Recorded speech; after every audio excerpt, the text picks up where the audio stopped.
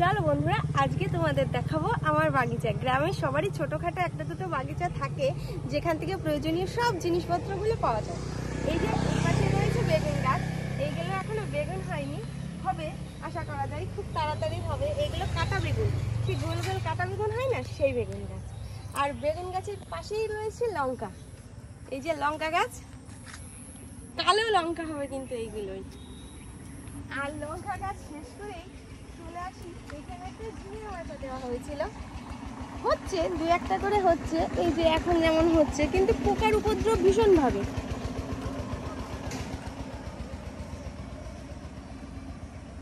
আর ঝিঙে গাছের পরে রয়েছে টক পালং গাছ, এইগুলো চুপাই শাক বলি আমরা।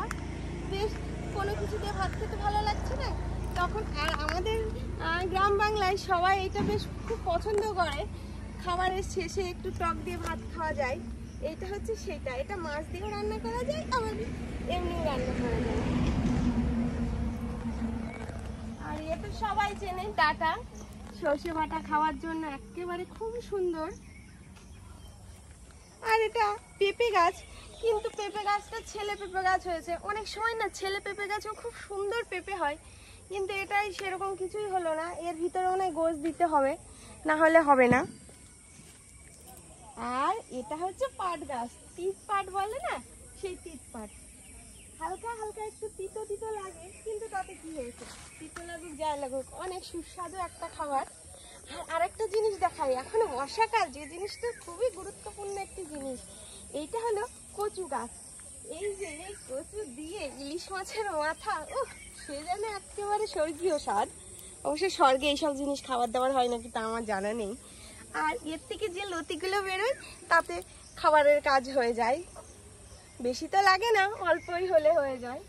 আর আরেকটা জিনিস দেখাই তোমাকে, এই যে এই বাড়িতে সজনা গাছগুলো লাগানো হয়েছে, সেগুলো এখনো হয়নি। আর ওই পাশে রয়েছে একটা পুঁইয়ের মাচা, এই যে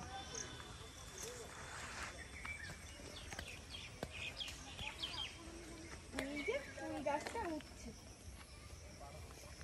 আর এই যে লঙ্কা গাছটা না, একটা দুটো লঙ্কা দিয়ে রোগে পড়েছে, কি সুন্দর লঙ্কা হয়েছে, একদম কাঁচা লঙ্কা দিয়ে আলু সিদ্ধ, ভীষণ সুন্দর লাগে। আমার কিন্তু শেষ হয়নি, আরো রয়েছে ভেন্ডি গাছ ওই পাশে। আসো ভেন্ডি গাছটাও দেখিয়ে দিই সবাইকে। এইখানকার মাটিটা ভীষণই পিচ্ছিল, হঠাৎ করেই পড়ে যাওয়ার চিন্তা, তার আগেই আমি আসি।